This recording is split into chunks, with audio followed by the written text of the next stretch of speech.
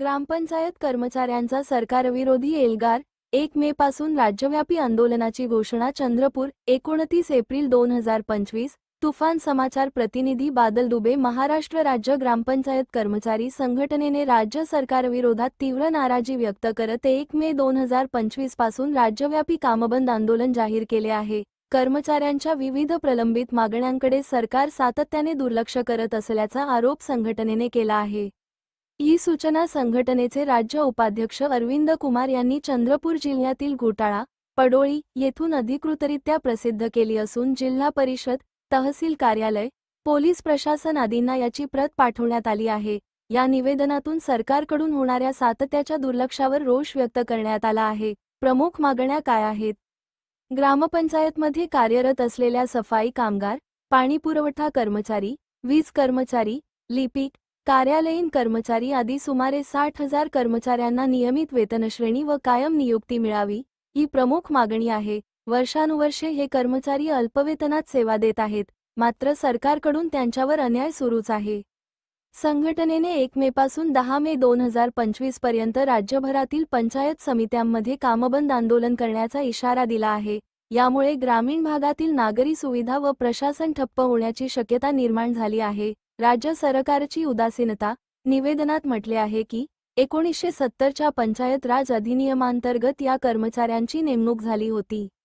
गेल्या अनेक वर्षांपासून हे कर्मचारी अत्यंत कमी वेतनावर काम करत आहेत, पण त्यांच्या कामाच्या स्वरूपात सातत्याने वाढ होत आहे।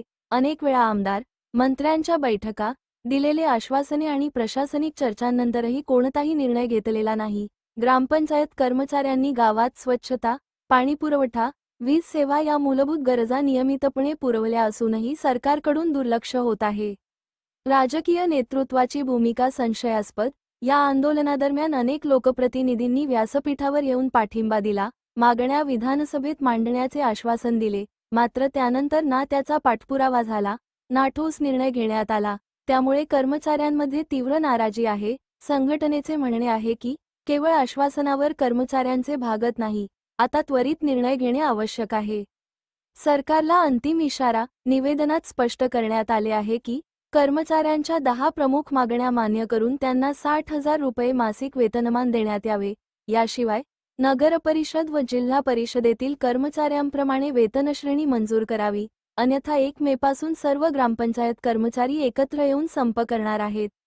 ग्रामपंचायत कर्मचारी हे दिवस रात्र सेवा करत आहेत, पण सरकारच्या दुर्लक्षामुळे त्यांच्यात असंतोष आणि संताप पसरत आहे।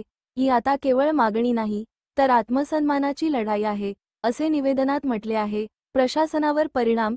जर हे आंदोलन नियोजित वेळापत्रकानुसार झाले तर ग्रामपंचायत क्षेत्रातील स्वच्छता, जलपुरवठा, कचरा व्यवस्थापन, सार्वजनिक आरोग्य यांसारख्या महत्त्वाच्या सेवा पूर्णतः ठप्प होतील। सरकारी योजनांचाही अंमलबजावणीवर परिणाम होणार आहे। पोलीस प्रशासनालाही सूचित करण्यात आले असून कायदा सुव्यवस्था बिघडू नये म्हणून खबरदारी घेण्यात येत आहे। मात्र सरकारने 1 मे पूर्वी ठोस निर्णय न घेतल्यास आंदोलन तीव्र होणार आहे। निष्कर्ष: ग्रामपंचायत कर्मचारी हे ग्रामीण प्रशासनाचा कणा आहेत। त्यांच्या मागण्या न्याय्य असून त्या दीर्घकाळ प्रलंबित आहेत।